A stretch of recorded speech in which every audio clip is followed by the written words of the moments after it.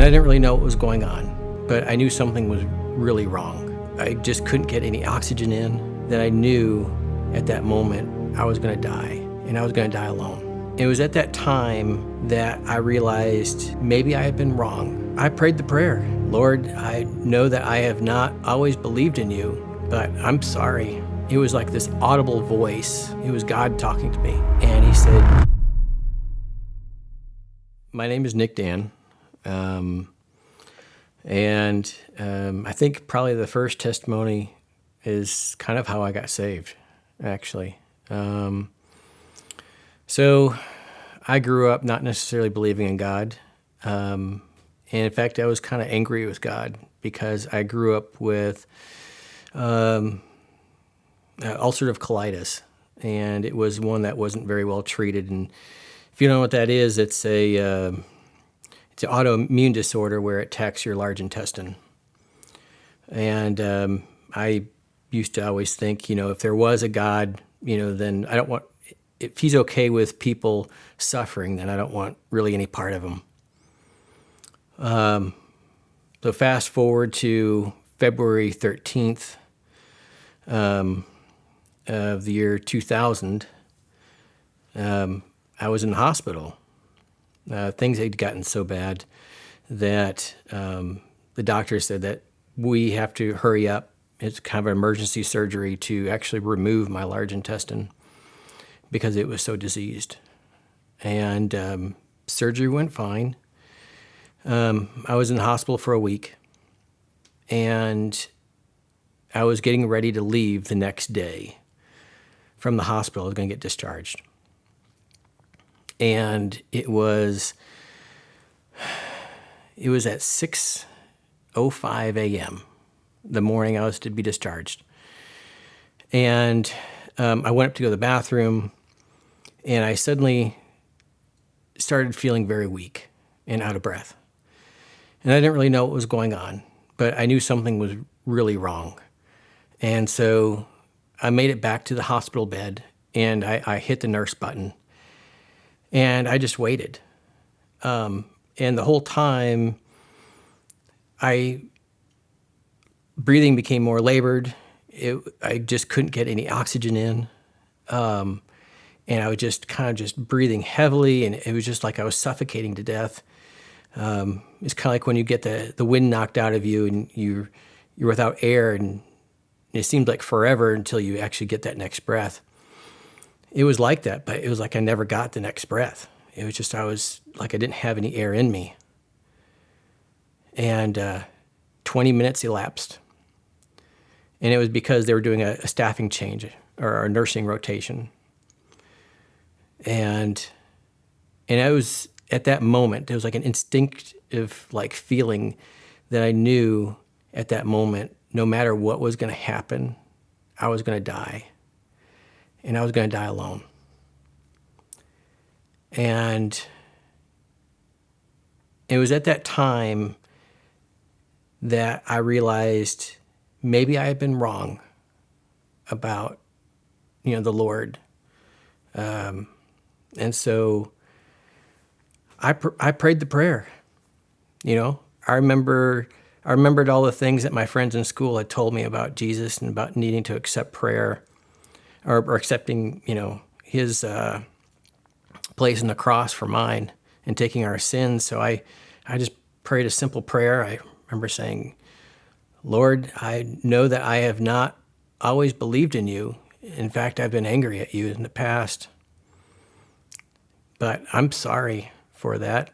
And if you'll still accept me, I would like to be a follower of you, and I pray, Lord, you'd accept me.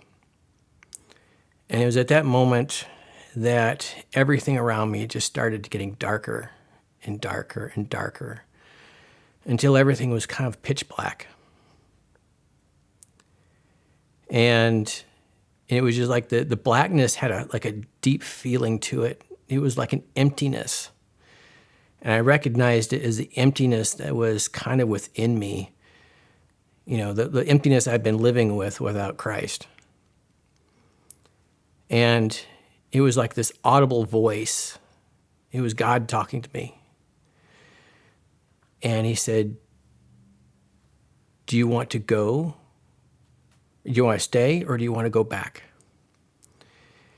And it seems like a weird terminology, but really what he was asking me is, do I genuinely want to live for him and stay in his presence, or do I want to go back to the way I was living before? And I said, obviously, I want you. And that moment, it was like just clear of all distraction. It was just really clear.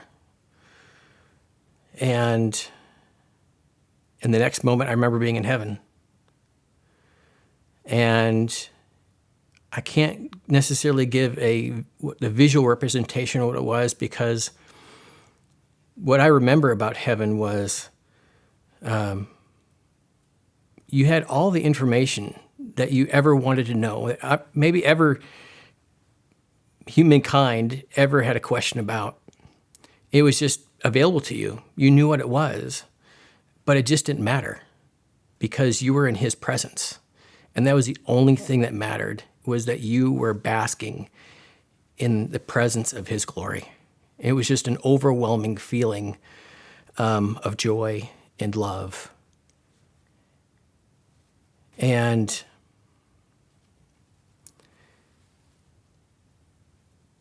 he asked me if I would go back. I said, no, I don't want to go back. And then he showed me basically what life would be if I didn't. And so, okay, if you want me to go back, I'll go back. And I woke up in that bed, that same hospital bed, heavily breathe, heart trying to breathe, getting any oxygen into me, just as I was before.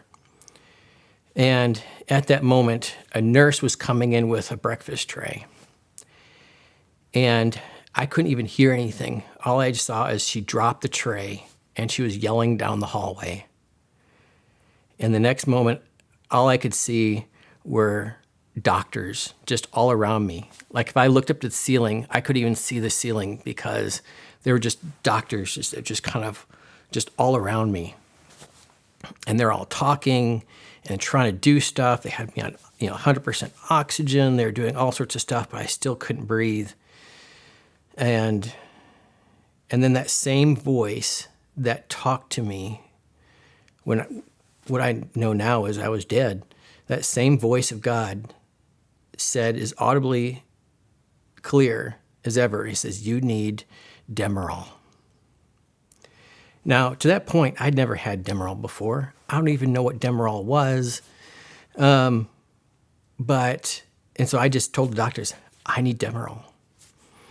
And the doctor said, no, you can't have Demerol. We'll lose you.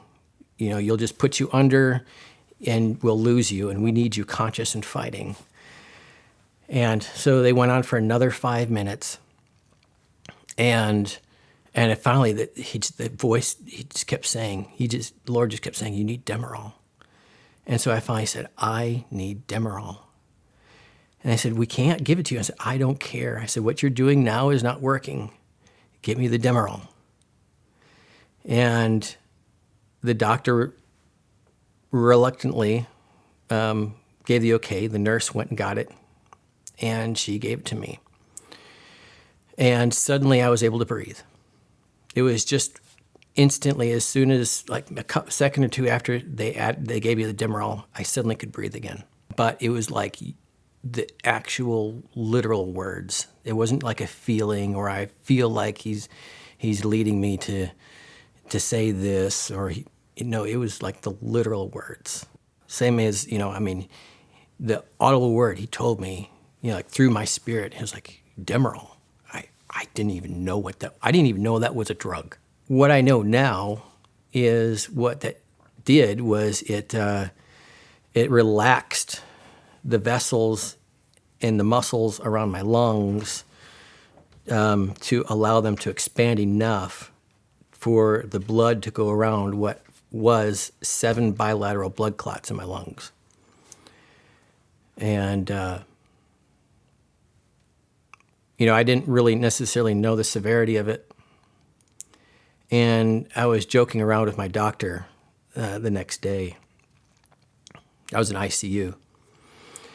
And I said, well, I bet you probably didn't think I was going to make that one, huh?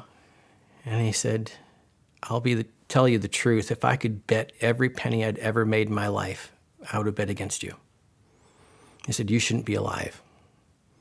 He said, you have 7 blood clots across both hemispheres of your lungs. You shouldn't be alive. And it was at that moment that I knew that I need to start living for Christ. I've never been the same since.